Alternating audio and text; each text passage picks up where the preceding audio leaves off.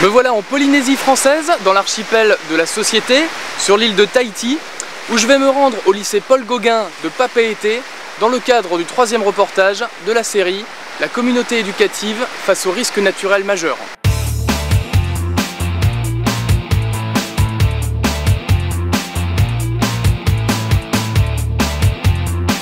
Nous allons dans un premier temps rencontrer le proviseur de l'établissement. Je suis à la tête d'un établissement de 1200 élèves environ et 94 enseignants.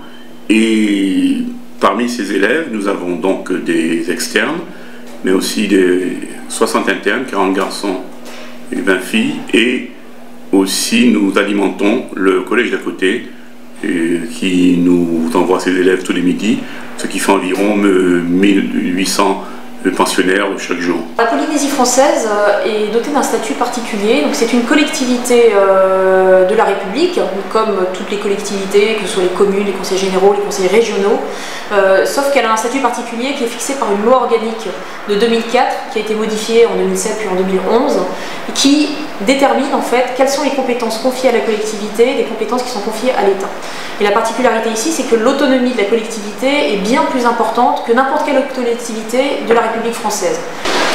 Le statut de pays d'outre-mer de la Polynésie française engendre en fait des compétences partagées État-pays, l'État conservant des compétences régaliennes, le pays possédant des compétences élargies, telles que la possibilité de faire des lois de pays, ce qui entraîne, dans le cas d'un risque, une cellule de crise qui est mixte État-pays.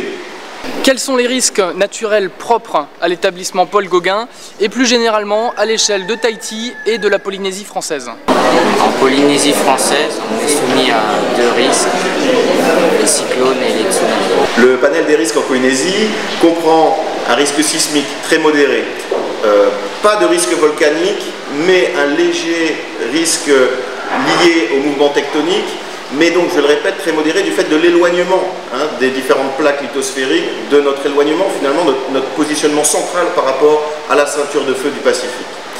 Le deuxième risque, qui est plus important, c'est le risque lié au tsunami. En témoignent les deux évacuations qui ont eu lieu en 2010, liées à un séisme au niveau de l'archipel des Tonga, mais aussi à un épisode plus connu, c'est-à-dire la catastrophe de Fukushima liée au séisme nippon. Enfin, dernier risque qu'il faut prendre en compte, c'est le risque cyclonique, du fait de notre positionnement dans la zone intertropicale, en relativisant ce risque, puisqu'il est relativement modéré là aussi, 4 à 8 individus par siècle en moyenne. Le dernier cyclone qui a eu lieu en Polynésie, le cyclone Oli, en février 2010. La Polynésie française, par ses caractéristiques géographiques, donc sa localisation dans une zone tropicale, sa localisation au cœur du Pacifique, qui est entourée par une zone sismique importante qui s'appelle la ceinture de feu, est confrontée à des risques naturels majeurs, que sont au premier titre les cyclones, d'une part, et d'autre part le risque de tsunami en cas de séisme qui interviendrait au niveau de cette ceinture de feu. Donc le tsunami peut venir des Kiribati, de l'Alaska, du Japon, ou du Chili ou des États-Unis. Voilà. Ça, ce sont pour les risques naturels majeurs. À ces risques naturels majeurs s'ajoutent des risques naturels qui sont des risques d'inondation, puisque comme la zone tropicale en fait, peut occasionner des dépressions importantes avec des chutes de pluie très violentes, très intenses, qui peuvent créer des débordements de fleuves, des débordements de canalisation et des inondations importantes, et des risques de glissement de terrain liés aussi, là aussi, aux intempéries, puisque la structure géologique locale fait que en cas de forte pluie, on a assez fréquemment des chutes de roches et des glissements de terrain. Tahiti et la Polynésie française sont souvent menacés par des cyclones, certains ayant causé des dégâts. Nous allons revenir sur le dernier, le cyclone Oli. Quand il y avait le cyclone Oli, j'étais chez moi et donc mes frères et sœurs avaient peur, moi aussi, et il y avait beaucoup de vent, beaucoup de pluie. Nous avions été prévenus quelques heures avant et on a pu se préparer, scotcher les vitres, rentrer tous les objets qui étaient à l'extérieur à l'intérieur de la maison. Depuis ces expériences qui datent de 2010, aujourd'hui on a essayé de prendre des mesures pour prévoir le risque, notamment les prospectus de prévention. Ensuite, il y a aussi les exercices au lycée. Et enfin, les sirènes sont souvent contrôlées pour vérifier le bon fonctionnement et qu'on puisse les entendre à des kilomètres. Quels sont les retours d'expérience associés à un événement passé et en quoi permettent-ils d'améliorer la prévention des risques. Le cyclone Oli est passé en Polynésie française fin janvier et début février 2010. Nous avons été prévenus par les services de Météo France un peu plus de 72 heures à l'avance, puisqu'on l'avait vu apparaître sur les radars en amont. Les premiers jours étaient marqués par l'incertitude de savoir si cet amas nuageux allait devenir une dépression tropicale ou passer au stade cyclone. Cette semaine-là, à compter du mardi, nous avons eu la certitude que cela deviendrait un cyclone et donc des mesures ont été immédiatement prises au niveau du Haut-Commissariat, déclenchement du plan cyclone, mise en place de mesures d'interdiction de circuler à partir d'une certaine heure pour limiter les risques pour la population et décision de fermeture des établissements scolaires en décalé au fur et à mesure dans les îles qui allaient être touchées par le cyclone, puisque Oli a mis 5 jours en fait à traverser l'ensemble de la Polynésie française entre les premières îles qui sont situées dans les îles Soulevant et les dernières îles qui sont situées aux Australes avec Tubuai notamment qui a été durement frappé puisque l'œil du cyclone est passé exactement sur l'île. Donc, mesure de fermeture des établissements scolaires, information de la population avec le relais par les médias. Une particularité, nous avons décidé de faire venir un studio radio au cœur de la cellule de crise pour pouvoir informer précisément et en continu les populations, sachant que la difficulté que nous avons eue était ce problème de communication, suppression des lignes téléphoniques, impossibilité d'avoir recours au téléphone satellitaire à partir du moment où les vents dépassaient 150 à 160 km/h. La radio passe toujours même par les moyennes ondes. Donc nous avions en amont bien prévenu la population qu'il était nécessaire qu'elle soit dotée de petites radios avec des piles, puisque en cas de rupture du courant, qui est quasi systématique dans ces cas-là, pour pouvoir écouter les messages transmis par le haut-commissaire. Donc, pendant 5 jours, nous avons communiqué comme cela avec la population à travers la radio. Pour ce qui est plus précisément des établissements scolaires, les plus fortes évacuations se sont situées donc à l'île de Tubuai. C'est une île qui est peuplée par environ 2000 habitants et la population a intégralement été évacuée vers des zones de refuge qui étaient considérées comme plus sûres que les hébergements, y compris les internes, puisque Tubuai a la particularité d'accueillir des enfants scolarisés en internat venant des autres îles alentours, l'île de Rapa et les autres îles des Australes. Et donc ces élèves ont été évacués vers le GSMA, donc qui est le groupement du service militaire adapté, qui est en fait une structure militaire qui fait de la formation pour des jeunes en réinsertion sociale.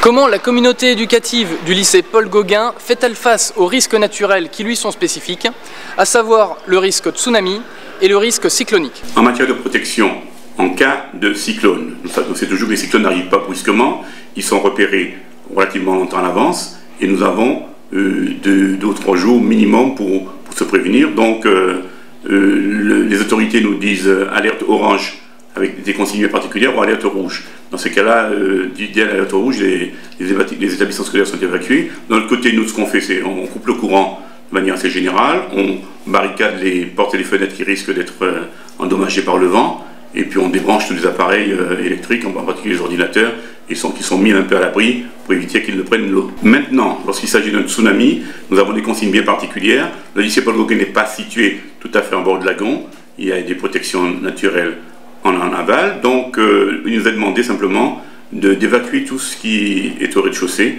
Enfin, les personnes doivent quitter les rez-de-chaussée et monter aux étages pour plus de sécurité. Nous allons voir avec Jérôme Schmitt, professeur d'histoire-géographie, comment l'éducation au risque peut s'intégrer dans les enseignements et dans certaines pratiques pédagogiques. Dans le programme d'histoire-géographie, une séquence s'intitule « Les espaces exposés aux risques majeurs ». L'objectif est de mettre en exergue l'inégale vulnérabilité des sociétés face aux risques selon leur niveau de développement. Les risques naturels sont en fait un potentiel qui pourrait toucher une société.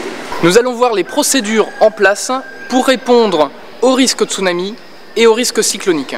L'accent est mis particulièrement sur les tsunamis, parce qu'on s'est aperçu au niveau municipal et au niveau territorial que les choses pouvaient être extrêmement graves. L'exemple du Japon est là pour le prouver. Donc l'année dernière, la mairie de Papeete a mis en place un exercice tsunami et pour des quartiers, des groupes d'établissements scolaires, et nous devons suivre des consignes particulières.